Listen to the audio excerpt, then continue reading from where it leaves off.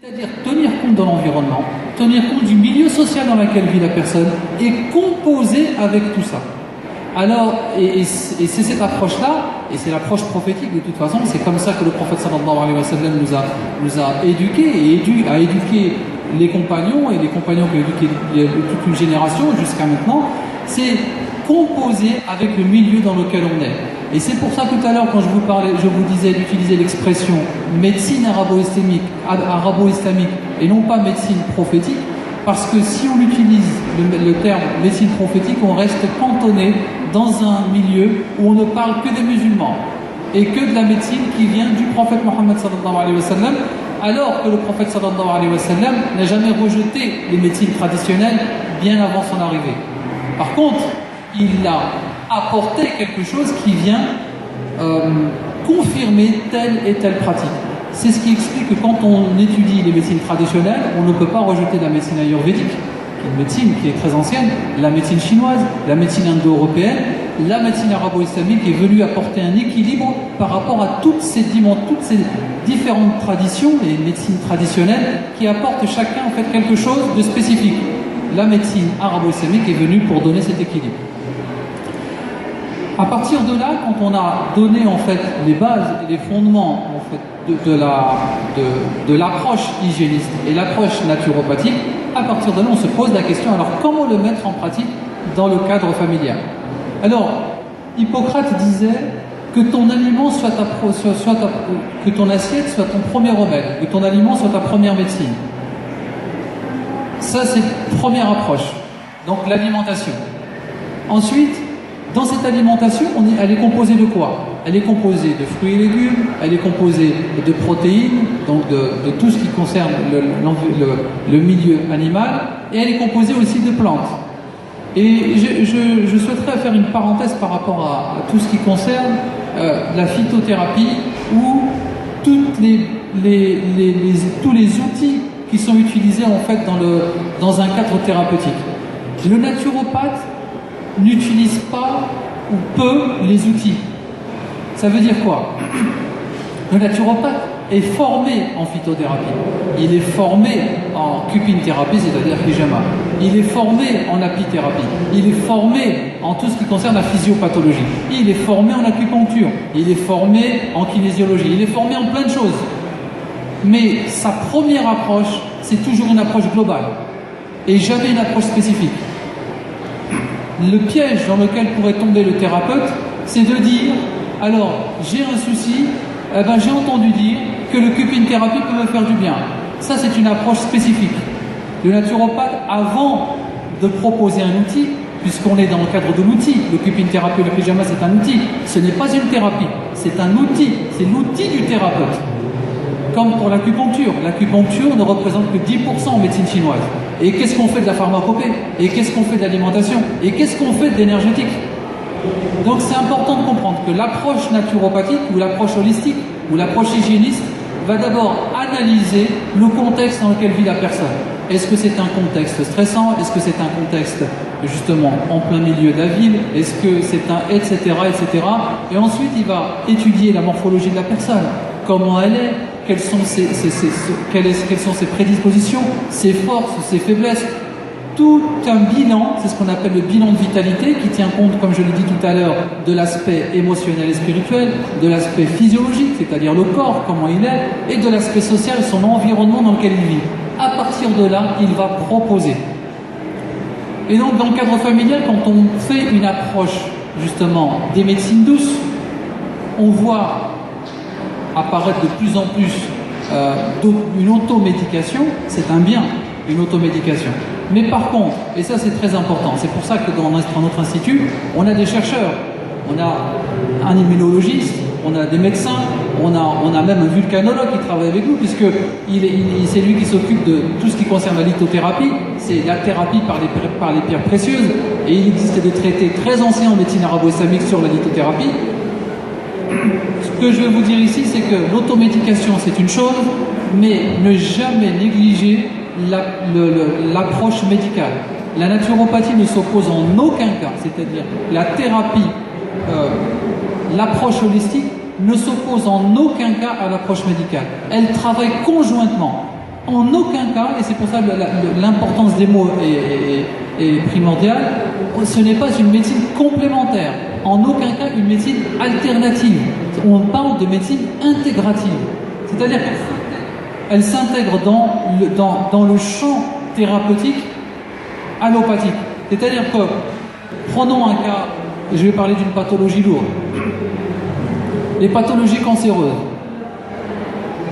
Beaucoup vont dire il y a des approches naturelles pour lutter contre le cancer. Nous, on ne serait pas dans cette approche. L'approche holistique va dire quoi? Il y a une approche allopathique qui est le traitement par la chimiothérapie ou la radiothérapie. L'approche naturopathique va venir aider la chimiothérapie à pouvoir détoxifier, puisque le foie est sollicité et parfois même en survitalité, ce qui fait qu'il n'a pas les moyens de pouvoir supprimer ou évacuer tous les effets secondaires liés à la chimiothérapie. Et donc on va utiliser les outils de la phytothérapie ou les outils énergétiques pour aider le corps à pouvoir se débarrasser des effets secondaires liés à la chimiothérapie. Donc voilà l'approche naturopathique et holistique qui doit faire du thérapeute justement bien formé, quelqu'un qui observe le monde, un observateur, et non pas quelqu'un qui reste dans l'observation spécifique, mais une observation vraiment holistique et globale. Donc voilà. Je crois que j'ai fait moins que 20 minutes. Oui, mais c'est très bien, comme ça on va pouvoir passer à quelques questions. D'accord. Inch'Allah.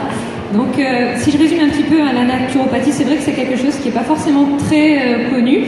Et on a même l'impression que c'est un phénomène nouveau alors que ça existe, j'ai lu ce matin, depuis la Grèce antique. Depuis la Grèce antique. Et donc, et souvent, comme vous l'avez dit, on a tendance peut-être à considérer que c'est contradictoire avec la médecine, alors qu'au contraire, ça peut même se compléter. Et donc, barakallahu fik, en tout cas, pour cette intervention. On a encore à peu près 5 minutes pour les questions, donc n'hésitez pas, il y a un micro mobile si vous avez des questions par rapport à ce qui vient d'être dit, Inch'Allah.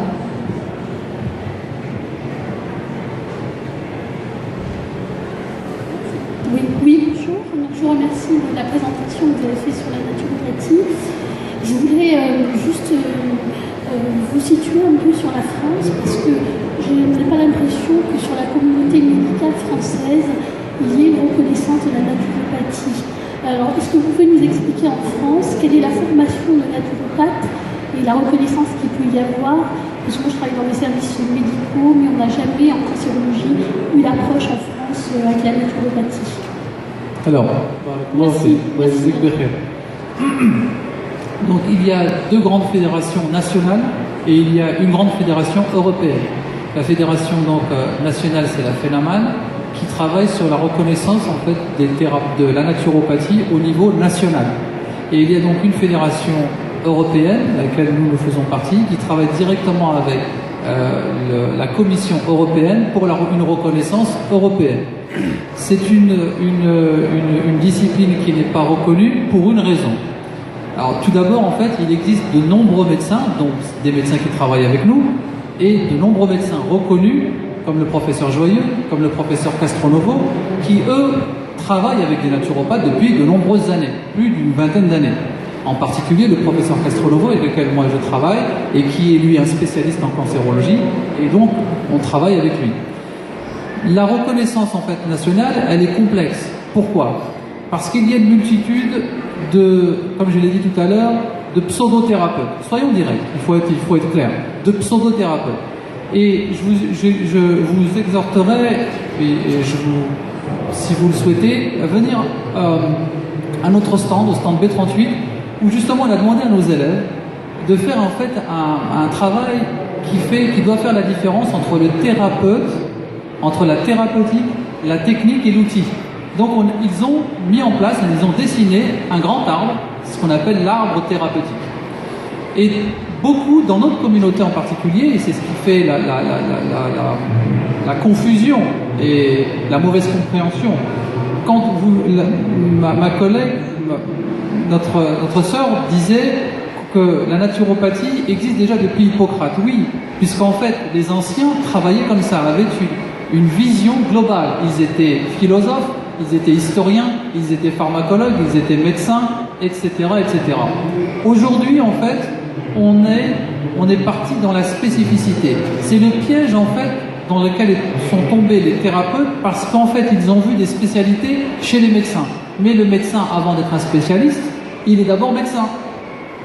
Et donc, avant d'être gastro-entérologue, il a fait d'abord des études de médecine. Donc, de la même façon, et réciproquement, donc par analogie, avant d'utiliser les huiles essentielles, il faut d'abord étudier la médecine holistique, toutes les traditions, donc qui demandent 3 années d'études, pour répondre à votre question. 3 années d'études. Et ensuite vient la spécialisation en aromathérapie et phytothérapie, sur laquelle nous, ça fait maintenant presque 6 ans qu'on a monté un laboratoire, parce que moi je suis chimiste aussi de formation. Donc, où justement l'étude des principes actifs de la plante demande une connaissance justement de la chimie et demande une connaissance aussi de la biologie. On a l'immunologiste qui est juste en face de moi. Donc c'est pour vous dire, auteur de 2 brevets justement sur des molécules cancéreuses, pour vous dire que la grande difficulté aujourd'hui de l'État, des mouvements étatiques, reconnaître la médecine, la naturopathie est complexe parce qu'il va falloir faire le ménage dans les biothérapies. Puisqu'on a le problème des biothérapeutes et on a les thérapeutes.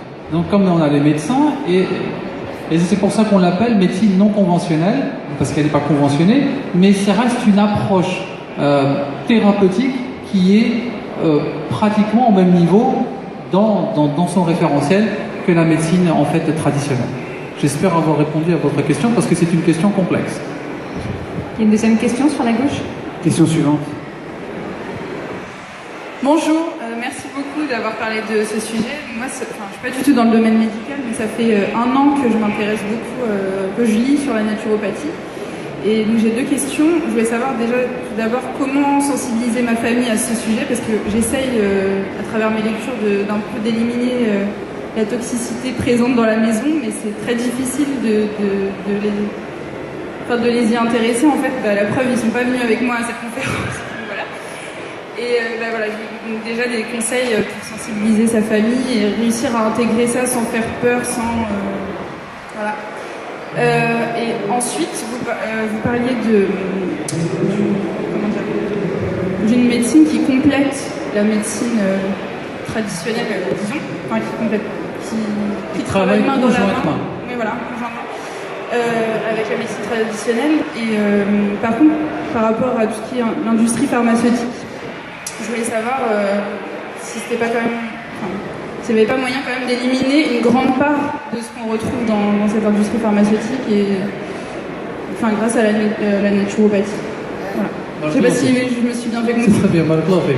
Alors pour répondre je vais répondre à la seconde question parce qu'elle est plus sensible, elle est plus importante. C'est pas qu'elle est plus importante, mais elle va permettre de comprendre en fait l'approche naturopathique. Le naturopathe ne rejette jamais le médicament. Parce que le médicament, il faut bien comprendre qu'il a une efficacité spécifique et immédiate. Quand on veut remplacer un médicament par une plante, il faut comprendre qu'il faut d'abord le métaboliser. C'est-à-dire qu'il y a toute une digestion à mettre en place. Le corps doit extraire le principe actif, métaboliser au niveau du foie, passer dans le sang. Mais quand on a un médicament, pour des pathologies bien précises, c'est une molécule spécifique qui va aller droit au but. Donc c'est important, quand on est dans cette approche scientifique, le naturopathe travaille conjointement. Alors après, bien sûr, il y a la polymédication. Le fait de prendre beaucoup de médicaments. Est-ce utile? Mais pour ça, il faudrait que le naturopathe travaille avec le médecin. Et dans les meilleures conditions en fonction de la personne. Je donne un exemple concret. On m'appelle, dernièrement, on m'a appelé, on m'a dit, j'ai ma mère qui prend en fait des anticoagulants, qui prend un hypocholestérolémiant, qui prend en fait un médicament antidiabétique, et je souhaiterais en fait prendre des plantes pour lui enlever ces médicaments. Votre mère a quel âge? Elle a 65 ans. Donc on s'arrête tout de suite. Alors même si elle avait déjà moins, j'aurais dit on s'arrête tout de suite. Une personne âgée qui est polymédiquée, vous allez jouer avec sa santé. Allez être accompagné par le médecin et rester et préserver la santé de votre maman, ça c'est très important. On ne joue pas avec la santé des gens.